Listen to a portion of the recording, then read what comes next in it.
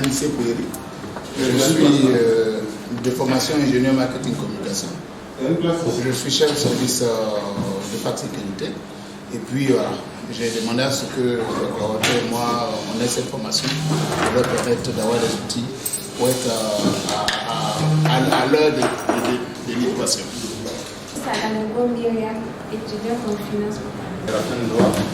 Je suis chef d'entreprise dans le domaine de la production animale.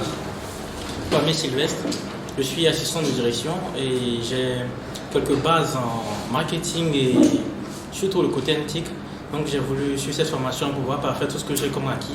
Bonsoir Adeline, je suis à mon propre compte, distributrice de produits bio. Tout au long de ce module, nous allons apprendre ce que c'est que le marketing, son importance et son application dans la société.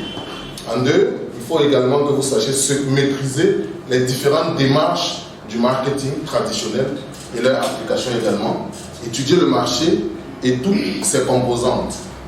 Cette formation me permettra de pouvoir réussir tous les projets que j'ai en cours sur Internet et c'est vraiment un raccourci pour me permettre de toucher plusieurs types de clients, faire une communication de masse parfaite. En ce qui concerne cette formation, il faut comprendre que nous sommes en mutation générationnelle.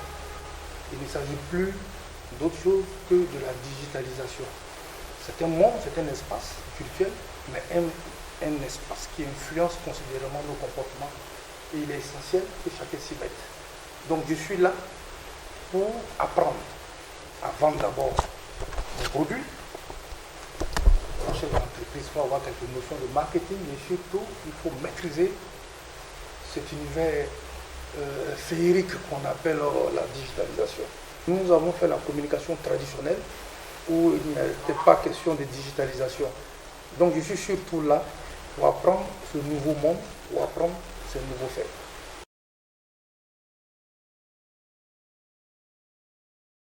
Dans la relation client, le calme, le respect, la politesse, la tenue, c'est hyper important parce que je n'arrive pas à comprendre comment on peut être dans un service relation client et traiter le client comme n'importe quoi, en oubliant que c'est grâce au client qu'on a son salaire, grâce au client que l'entreprise tourne.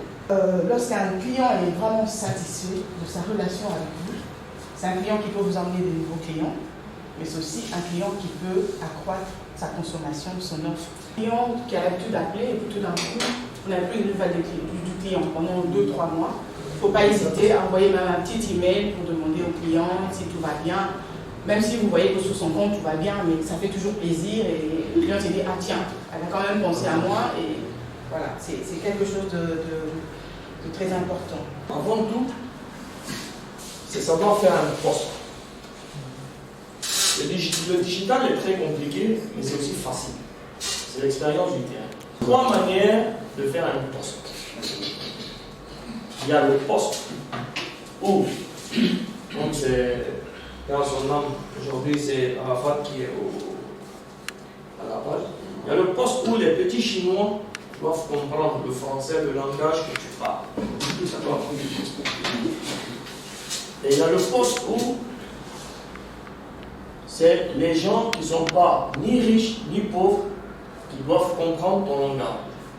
Et il y a le poste en français soutenu. Chaque poste a une cible précise. Vous voyez? Les mots qui sont pas, les mots qui ne touchent pas aujourd'hui, si tu parles à un mouchi, dans un français soutenu, tu ne peux rien tirer de lui. D'accord? Tu fais un poste, tu le cibles personnellement à lui et il va réagir. On a eu des dons de 100 francs, de 200 francs parce qu'on a pu les toucher avec ce genre de... C'est des mots-clés.